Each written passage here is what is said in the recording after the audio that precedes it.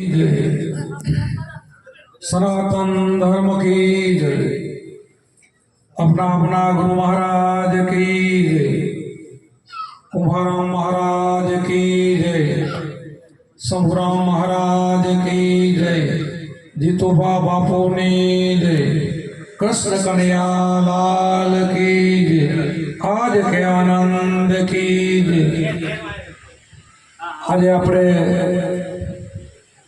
संपूर्ण मारा गुरु बापू ने दया थी घना गाम फर्यो पण आज धामाई में जोयो नतो तो आज धामाई गाम ने आंगणे जे बधा ज अमारा अनुभवी सत्संगीओ भाईओ बधाए मळीने आ भजन अने भोजननो प्रोग्राम गोठव्यो एम दूर दूर थी भाईओ अने बहनों बधाए संतो बधा पधार्या बधाने मारा प्रेमथी हृदयथी जय गुरु महाराजने।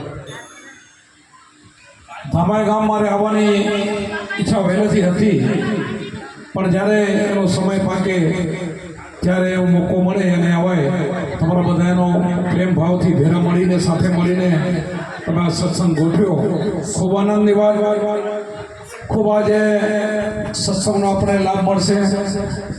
સત્સંગ તો આપણે ઘણી જગ્યાએ સાંભળતા હોઈએ છીએ પણ આપણો એક રવિભાન સંપ્રદાય એમાં તમે એના અનુભવી બન્યા પછી જે આપણા અસલી સ્વરૂપ આપણા આત્માનું એનું આપણને ભાન થયું।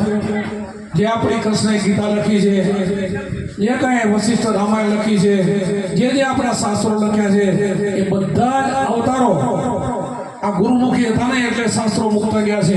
અને આપણા કુંભારામ બાપુ પણ એમની ભંડાવલી હોય બીજા સંતોની ભંડાવલી હોય અમારી ભંડાવલી હોય એ બધામાં જે ગીતા કે એ સંતો કે છે એનાથી જુદું કાંઈ હોતું નથી કે જ્યાં સુધી તમે આત્માને નહીં ઓળખો ત્યાં સુધી લક્ષ 84 ને માટે બધા સંતોને અવતારો એમ જ કહે છે। આત્માને ઓળખ્યા વિના લક્ષ 84 ની માટે ભ્રમણાને ભાગ્યા વિના ભવના ફેરા નહીં। તો ભ્રમણા ક્યારે જાય આત્મા ઓળખાય તો જાય। જ્યાં સુધી આપણે આત્માને નહીં ઓળખીએ ત્યાં સુધી આપણી ભ્રમણા અંધશ્રદ્ધા જે કહો તે ભ્રમણા એટલે અંધશ્રદ્ધા જ્યાં આપણું મન બીજે દોડતું હોય અસલી સ્વરૂપને મૂકીને નકલમાં બારે રખડતું હોય એને લક્ષ 84 મળતી નથી। એમ બધાના સંતોનો અને બધાના અવતારોનો મત છે। ગીતા આપણે બધા વાંચતા હોય ગીતાનો અધ્યયન રોજ કરતા હોય ઘણાને નિયમ હોય ગીતાનો પાઠ વાંચીને પછી જમવું પછી બહાર જવું પણ ગીતા શું કઈ ખબર નથી તો શું કઈ જો ખબર પડવા માટે ગુરુની જરૂર છે। ગીતાની અંદર શું લખ્યું છે શું કહેવા માંગે છે કે આપણે અમે એમ બોલીએ એટલે ઘણા ગીતા વાંચતા હોય ગીતાને માનતા હોય કે ભાઈ અમને ખબર નહીં પડતી હોય ના ગુરુ કર્યા હોય તો ખબર પડે ને કે ના પડે। મને નથી પડી વર્ષોથી ગીતા વાંચું અમારે સંપૂર્ણ બાપા મળી ગયા અમારા ગુરુની દયા થઈ ગઈ ને પછી અમને ગીતા સમજાવવા મળી ગઈ ગીતાના એક એક પાનામાં જ્ઞાન લખ્યું છે। નહીંતર તો આપણે શું છે કે ભાગવત એક આપણે પાઠ કરી વાંચીએ એટલે એનું પુણ્ય મળે પુણ્ય માટે ગીતા નથી। કૃષ્ણભાઈ ના પડી છે પુણ્ય નહીં આમાં નિસ્વાર્થ ભાવે ગીતા વાંચવાની છે કોઈ સ્વાર્થ નહીં। ગીતા વાળાને કોઈ સ્વાર્થ નથી એના જગતની અંદર આટલું બધું કામ કર્યું ને પોતા માટે કાંઈ કર્યું નથી પોતાના માટે સંતોએ પણ કાંઈ કર્યું નથી। સંતો છે ને સરોવર તરોવર સંત જન ચોથા વર્ષે મેં ચારોએ ધર્યા પરમાર્થ કારણ દે આ પરમાર્થીઓ છે આપણા અવતારો બધા પરમાર્થી હતા પોતાના સ્વાર્થ માટે જગતમાં નથી આવતા। અહીં આવવાનું થાય છે ને એનું કોઈ કારણ હોય છે અવતારો જન્મ લઈને આવે ને સંતો પણ જન્મ લઈને આવે ને એનું પણ એના અવતારનું પણ કોઈ કારણ હોય છે એમને નથી આવતા એ પોતાના સ્વાર્થ માટે નથી આવતા એટલે કીધું સરોવર તરોવર સંત જન ચોથા વર્ષે મેં ચારોએ ધર્યા પરમાર્થ કારણ દે। શું કીધું સંતોને કોની કોની ઉપમા આપી સરોવર ભર્યો એમાં પાપી પુણ્યશાળી બધા એમાં પાણી પીએ કોઈને ના ના પડે। તરોવર એટલે ઝાડની નીચે બધાએ ગમે તે પાપી પુણ્યશાળી પીએ તો કોઈને ના ના પડે। એમ વરસાદ મેઘ પણ ગમે ત્યાં વરસે ખારામાં વરસે મીઠામાં વરસે ડુંગરમાં વરસે બધે જ વરસે એને પરમાર્થી કહેવાય। સંત પણ એવા હોય કે એને શરણે કોઈ આવી શકે તો બારવટિયા જેવા પણ તરી ગયા વાલિયા ભીલ જેવા પણ તરી ગયા ગમે એવા પાપીઓ એને શરણે આવે ને એને સ્વીકારી લે સંત કહેવાય। અને એના જેવા બનાવી દે અને બનાવ્યા છે એના દાખલા છે સંતને ચરણે જાય ને તો એના જેવા બનાવી દે। ઘણા આપણે ભાગવતની અંદર વાતો હોય બીજા સંતો કરતો હોય કે પારસમણી હોય એ લોઢાને સભે તો એને સોનું બનાવે એટલું જ કરી શકે, લોટામાંથી સોનું, પણ પારસમણી ન બનાવી શકે. સંતો તો એના જેવા બનાવી શકે. એટલા માટે આપણા અવતારો અને આપણા સંતો આ બધાએ પરંપરાથી ધરતી ઉપર ધરતી જે સૃષ્ટિની રચના થઈ ને ત્યારથી આવ્યા છે. આપણા જેટલા અવતાર જેટલા ભગવાન થઈ ગયા એ બધા ગુરુમુખી, ગુરુને સેવ્યા, સંતોને સેવ્યા છે. સંતો સેવા વિના કાંઈ ખબર ન પડે જ્યાં સુધી સંતને આપણે નહીં સેવી. નવદા ભક્તિ તમે લ્યો, આપણે શિવરી નવદા ભક્તિ વાત કરે, પ્રથમ કર સંતન કર સંગા, દૂસરી કથા પ્રસંગ, પછી કથાનો પ્રસંગ, બીજું બધું પછી આવે.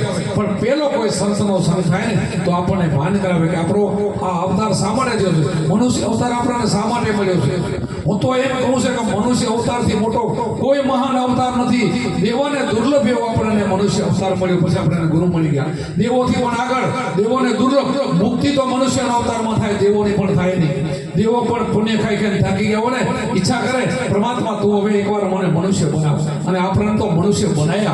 સારે ઘરે આપણને અવતાર સારા જ છે. ઘર ચારે ઘરની અંદર બધા અવતારો સારા છે. બધાય સારો કોને કહેવાય કે જેને ગુરુને સંતોને સેવ્યા છે, આત્મજ્ઞાન મેળવ્યું છે ને એ અવતાર સારો કહેવાય. નહીં તો વરણથી કઈ મહાન નથી. ઊંચા વરણના હોય અને આપણને કઈ આત્માનું ભાન ન હોય અને આપણે ગમે એવા ખોટા કર્મ કરતા હોય તો ઊંચો પણ નીચો છે, અને નીચી જાતિનો હોય તો પણ આત્મજ્ઞાન મળી ગયું છે. કોઈને દુઃખ દેતો નથી, દારૂ પીતો નથી, મટન ખાતો નથી, વ્યભિચાર કરતો નથી, એવો અવતારોને પછી પ્રભુનું ભજન કરતો હોય ને તો જાતિથી મહાન નથી, ભજનથી મહાન થવાય, કર્મથી મહાન છે. રાજા રાવણ આપણને બધાને ખબર છે કે બ્રાહ્મણ જાતિનો હતો, પણ છતાં એને કેવું પાપ યાદ રહ્યું કે આખી લંકા એની નાશ કરાવી દીધી. આપણને બધાને ખબર છે કૃષ્ણ પહેરે પાંડવો હતા, એ પણ ક્ષત્રિય હતા, અને કૌરવો પણ હતા, પણ કૌરવોએ અધમ ઉપાડ્યો અને પાંડવો ભગવાનને શરણે રહી ગયા. તો એનો ઇતિહાસ જ બોલે છે, અને બધું એનું સત્યાનાશ એનો કૌરવોનું બધું નીકળી ગયું. એટલે આપણે સારું કર્મ કરી તો આપણી પેઢી પણ આગળ વધે. આપણે કાંઈક કહીએ છીએ કે આપણી બચી લાગી જાય, ભાગી જાય, અને એમાંથી હાજર થાય તો ગેઠાની કાંક ફોન આડું હોય. પણ ફોન એટલે શું? આ ભક્તિ છે, આ ફોન આડું આવે, બીજું નહીં. બીજું તો બધું જ પરમાત્માનું બનાવવાનું છે. એમાંથી આપણે કાંઈ થોડું ઘણું આપીએ ને એ બહુ આડું નથી આવતું.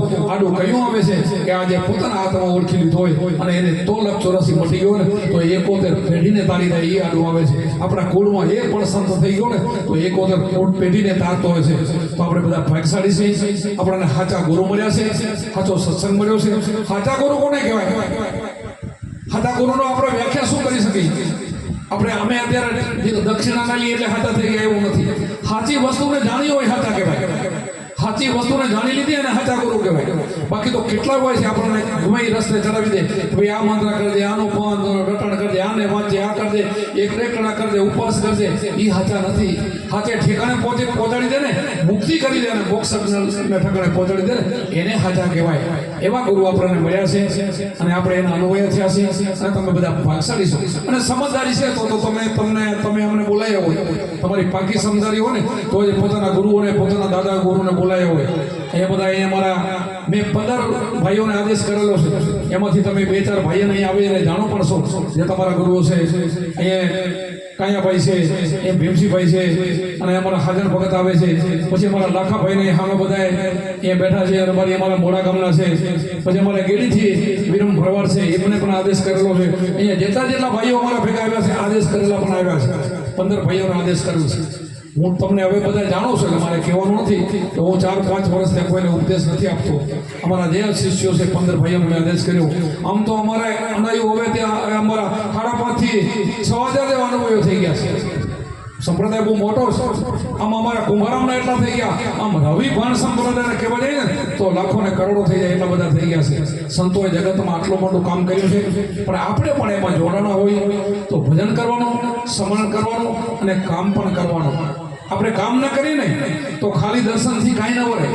તમે મંદિરે જાઓ ટોકરી વગાડવા તો રામકૃષ્ણ જે કામ કર્યા છે ને એ કાંઈક એના લગતા કામ કરો ને તો એ ટોકરી પ્રમાણ છે ને કે નથી.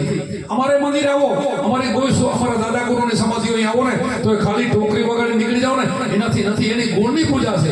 ગુણ કયો કે જગતમાં શું કામ કરી ગયા, આપણે પણ એ રસ્તે થોડુંક વરવું પડે ને તો દર્શન તમારા બરાબર કહેવાય ને કે ન કહેવાય. ખાલી દર્શન કરવાથી શું ફાયદો? ખાલી એના દર્શન કરીને નીકળી જાય એનાથી ફાયદો નથી. એ કે રસ્તે આવી તો ફાયદો થાય. કૃષ્ણએ જગતમાં હાલવા માટે ગીતા મૂકી છે, એને રસ્તે હાલીને તો આપણે કૃષ્ણનો અનુભવ કહેવાય, નક્કી નથી. ખાલી દર્શન કરવાથી એનો અનુભવ નથી. ઘણા ગામમાં હું જાઉં ને તો ઘણી ઠાકર મેં જોયું છે 7મ 8મ આવે ને ત્યારે પતે રમતા હોય. એ કૃષ્ણના અનુયાયી કહેવાય. જુગાર રમતા હોય કૃષ્ણ 8 નથી છે. બોલો એમ રામના કૃષ્ણના આપણે વારસદાર હોઈએ એના અનુયાયી. તો એ જે રસ્તે આવ્યા છે ને એ ઘણા હાલે, આપણે થોડા પણ હાલી શકીએ. આપણે બીજાનું કોઈ ભલું ના કરી શકે તો કાંઈ નહીં, પણ ભૂલું તો ક્યારે ના કરીએ એમ આપણું જીવન હોવું જોઈએ. એટલે અમે જેને ઉપદેશ આપીએ છીએ એને ચોરી નહીં, ચિનારી નહીં, દારૂ નહીં, જુગાર નહીં, મટન નહીં, આવા બધા 5-6 મુદ્દા આપીશ અને પછી એને ઉપદેશ આપતા હોય છે. અને ભૂલ પડે તો ઠપકો પણ આપતા હોય છે. આપણને ખબર છે મૂર્તિમાં ને જાત્રા કરવા ઘણા શું કામ જાય. મને ખબર છે હું કેરો કોઈ દી કાંઈ આપણને ઠપકો ના આપે, કાંઈ કહે જ નહીં. એમ કેવો છો તું કાંઈ ના કે, જેવો છે આપણે દર્શન કરીએ ફરી પછી આવીને આપણે જેમ કરતા હોય મરી કરી એનું ઉપાડી લઈએ. જે આપણો મૂળ સ્વભાવ એમ આવી જાય. અહીંયા તો સ્વભાવ બદલે તમારો બધી રેણીકણી બદલી જાય, બીજી ભાગ પડી જાય. સતા ગુરુને જાગતા સંતને પાસે જાય ને તો એના જીવન જેવા બનાવી દે. ટકોરો મારી કે ભાઈ અહીંયા નહીં હાલે, આવું જીવન તારે જીવવું પડશે. તો ગુરુ મહારાજ આપણને અહીંયા લઈ જવા માંગે છે અને લઈ જાય છે. અમને અમારા ગુરુ મહારાજ લઈ ગયા, અમે તમને લઈ જશો.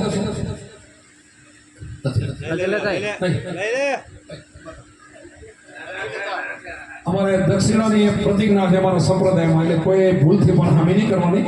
અહીંયા પેલું નવું ગામ છે, તમને ખબર ન હોય. અમારે જિંદગીમાં 40-40 વર્ષથી ફરી છે, કોઈને ક્યારેક 10 પૈસા અમે દક્ષિણા લીધી નથી. અને તોય મારો નાથ હલાવે છે કે મેં હાલે ત્યાં સુધી હવે ગાડીઓ થઈ ગયું ને કે અમે બસમાં આવતા ત્યારે જિંદગીમાં 30-30 વર્ષમાં કોઈનું ભાડું લીધું નથી, ટિકિટે નહીં, દક્ષિણા નહીં. તો બીજા ક્યાંક તો કેમ હાલતો હશે, હલાવવાનો તો કેવડો છે તમને ભરોસો નથી, અમને ભરોસો છે. હલાવે કોણ હલાવે? એ તો બધા આખી દુનિયાનો હલાવવાનો કોણ છે? અમે એનું ભજન કરી છીએ, કેમ ના હલાવે? આપણને વિશ્વાસ હોવો જોઈએ, હલાવે છે. એટલે અહીં અમારામાં નિયમ છે, નિયમ હોય આપણે તોડવો નહીં. અમે નથી લેતા ભાઈ માથાકૂટ કરીને પછી તમે સમજો. એના કરતાં કોઈને પણ અહીંયા 5 રૂપિયા મૂકવાના નથી, દક્ષિણા કોઈ લેતા પણ નથી. અમારા સંપ્રદાયમાં નથી લેતા, બીજા જે કરતા હોય જે હોય તે. અમે તો આપવા આવી છે, લેવા નથી આવતા. આપવા માટે જે અમને મળ્યું છે અમારા ગુરુ મહારાજ મળે એ તમને આપી છે. આ તો પરંપરા છે ને, અમે આપી કાંઈ ઘરનું નથી, પરંપરા હાલ્યું આવે છે. પછી આ ઘરનું કહ્યું કે એમણે ભજન કર્યું, અમે કર્યું, એમણે અનુભવ, અમારા અનુભવ થઈ ગયા. એમણે અનુભવ બોલ્યા એ અમે બોલી છે. અમારા અંદરના જે અનુભવો છે એની વાણી બનાવી અને તમને બોલી કે ભાઈ આ કરશો તો તમારો બેડો પાર થશે, બાકી નહીં થાય. ચીલા ચાલુ ભક્તિથી આપણું કાંઈ નહીં થાય. ચીલા ચાલુ ભજનમાં તો આપણી જિંદગી નીકળી ગયું, આપણા પેઢી ઉતર જતા રહ્યા અને બધા ગયા. પછી આપણે તારવણા કરવા આપણે જવા પડે છે. અહીંયા તો તારવણ પોતાનું પોતે કરતા જાય, પોતે તારી જાય ને હજારોને તારતા જાય. એવા આપણા સંતો છે. એટલે આ સંતોને આપણે જે અનુયાયી બની એ તમને ધ્યાન ભજન આપ્યું છે. અમારા કુંભારે મેં કીધું ને સદગુરુનું સમરણ કરતા ધરતા હરિનું ધ્યાનમાંથી જ્ઞાન જાય, અંધારામાંથી અજ્ઞાન, અંધારું અજ્ઞાન જાય. શ્વાસ શ્વાસે સબળતા જપતા અજંપા જાઓ. અહીં અજંપાની વાત આવી. અજંપા એટલે જીભે ના લે, ઓઠે ના બોલે, એવો તો મંત્ર છે. એટલે અજંપા કહેવાય. આપણા રામ પણ અજંપા જાપ જપતા, આપણા કૃષ્ણ પણ અજંપા જાપ જપતા, આપણા શિવજી પણ અજંપા જાપ જપતા. અજંપા જાપમાં ઓઠ હાલે નહીં, કોઈ એ બનાવેલો મંત્ર નથી. જેને મહામંત્ર કહેવામાં આવે એને અજંપા જાપ જપતા ટાપ કડિયા ગુરુજીને પ્રતાપ. જાપ જપતા આદિ વ્યાધિ ઉપાધિ આ બધું ટળી જાય.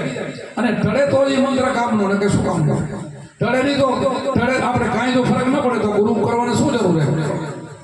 ફરક પડવો જોઈએ. ફરક ક્યારે પડે? ગુરુએ બતાવેલા રસ્તે હાલો તો પડે. આપણને ગુરુમાં જે રસ્તો બતાવ્યો છે, 4 વાગે ઉઠીને ધ્યાન ભજન આપણને આપ્યું છે. બધાને ગુરુ કીધું છે 4 વાગે કેટલો? અડધો કલાક 20 મિનિટ, ઘણું નહીં. 2-4 કલાક કોઈને આપ્યા નથી. સાંજે ક્યારે આવું? સંધ્યા સમાનો ને ત્યારે મંદિરમાં આરતી વાગતી હોય ને, તમારી અંદર પણ અખંડ આરતી એક વાગી રહી છે, તમારી અંદર પણ જ્યોત એક જલી રહી છે. એની આરતી એ સમય સંધ્યા સમાન ગુરુ ધ્યાન બતાવે છે. ત્યારે 20 મિનિટ અડધો કલાક ધ્યાન કરવાનું છે. કામ સર કોઈ આપણે ખેડૂત હોય, આવા સમય આપણે ટાઈમ ન હોય બેનનો ભાઈને, તો છેલ્લે સુવા ટાઈમે સમણ કરીને પછી સુવાનું. આ 2 ટાઈમ હાચવી જાય ને તો એની મુક્તિ થઈ જાય. ગુરુજીના નામની ભક્તિ દિલમાં તો મુક્તિ પલમાં મારે કુંભારે કીધું છે. ગુરુજી જે નામ આપ્યું છે એ નામ મળી જાય અને એનું ભજન કરો ને તો મુક્તિ પલમાં. જેસર જાડેનો મારવડીયો પલમાં પીર બની ગયો, વાલીઓ ફીલ મહાન બની ગયો. એટલા માટે આપણે પણ બની જાય. પણ ગઈ પલ ફેર નહીં આવે. કરી લે બંદગી આવી, બંદગી કરી લે, એ પલ પકડી લે તો પલમાં મુક્તિ થઈ જાય. એટલા માટે આપણને બધાને અવસર મળ્યો છે. મનુષ્ય અવતાર મળ્યો છે, સારે ઘરે અવતાર મળ્યો છે, સાચા ગુરુ મળ્યા છે. હવે એ કેમ આપણે સમણ કરવાનું છે? સમણ તો કરવામાં કાંઈ બર પડતું નથી. બીજું બધું યાત્રા કરવા જાઓ, હજારો કિલોમીટર કાપીને જાઓ, કેટલી કીડીઓ મારી બધું કરી કરવા જેવું હું ના નથી પાડતો, પણ 68 તીરથ સદગુરુના ચરણમાં છે. ત્યાં જવાની ના નથી, પણ મને બધું એ આપણા ઘણા સંતો એવા દાખલા તમને દઉં. રોહિદાસ ચમાર કોઈ દી નાવા નતા ગયા, છતાં ગંગાજીમાં નાડી અને ચોંગડી આપી હતી, માતાજી હાથ લીધી. તમારી ને મારી હજી સુધી કોઈને લીધી નથી. ભક્તોની સ્વીકારે છે, ભક્તથી વાતો કરે છે, પણ આપણે ભગત થવું જોઈએ. પછી જાઓ તો એ રાજી થાય. એમને એમ તો હળિયો કાઢી કાઢીને આખી જિંદગી જાય ને તો એ ભેળ પડે એમ નથી. એટલા માટે આપણે જે તીર્થો છે એમાં અમે નથી કહેતા કે ન જવું, પણ પવિત્ર બની જાઓ, કામ કરીને જાઓ તો તીર્થો તમારા ઉપર રાજી થાય. એટલા માટે ગુરુ ગમવાના હોય એવા તીર્થમાં જાય તો ભગવાન અંતર્યામી પણ રાજી થાય. પણ આપણે બધા જ ધંધા કરતા હોય અને હું જાય પાછા અહીંયા આવે એનો કરતા હોય, એના માટે તીર્થ નથી. તીર્થે પહેલા સંતોના તીર્થ હતા. હવે આખી દુનિયાને પૈસા મળી ગયા, ગાડીઓ જાય છે, રેલ જાય, હવે તો હેલિકોપ્ટરમાં હવાઈમાં ઉડીને જાય. હવે સગવડ છે, આખી દુનિયા જાય. પહેલા આખી દુનિયા ત્યાં ન પહોંચી શકતી, હાલીને પ્રવાસે જવાનો હતો એટલે ત્યાં કોક જતા. અત્યારે ત્યાં ઊભા રહેવાની જગ્યાએ નથી. જ્યારે વૈશાખ મહિનામાં અમે જઈએ ને ત્યારે એ ઘાટ ઉપર જઈએ તો ઉપર ધક્કા મારે માણસ, ઊભી રહેવાની વાર નથી. અને પછી અહીંયા આવીને વળી એમને એમ ચાલુ થઈ જાય. એટલા માટે તીર્થો અહીંયા છે, સંતોને જણે. કબીર સાહેબે કીધું સ્વર્ગમાં હું ગયો તો સ્વર્ગાપુરી સુરી દીધી સાહેબ સંતોની પાસે. ભગવાન ક્યાં છે? સંતોના હૃદયમાં. આમ તો મમે પાસે જીવ લોકો કૃષ્ણ કીધું કે બધા જેટલા અંશ છે મારા અંશ છે, પણ જાગૃતિ કરીને એ સાચો, બાકી નહીં. જે ઘટમાં છે ને એને જેને પ્રગટ કર્યો છે ને એ ઘટની બલિયારી, બધાને નહીં. એટલે કીધું કબીર સાહેબે સ્વર્ગાપુરી મેં સોની દેખી સાહેબ સંતોની પાસે. સંતોએ આ સાહેબ એટલે આત્મા બોલે રહ્યો, બોલે બીજો નથી, છે પણ મળશે પોતે અજ્ઞાની આંધ્રા. તે અજ્ઞાની આંધ્રા ન થાય, અહીંયા બોલે ને જગાડવો જોઈએ અને ઓળખવો જોઈએ. ઓળખવા માટે આ કરવાનું છે. બોલો સત્ય ગુરુદેવ કી જય, સનાતન ધર્મ કી જય. બધાને ખૂબ ખૂબ મારા અંતરથી આશીર્વાદ. અને હવે કંઈ જમવાની વ્યવસ્થા કરવાની હોય તો મને એવું છે હું આ બોલી રહ્યો કોઈ અહીંયાથી ઉઠશે નહીં, ત્યાં ગોઠવણી કરવી હોય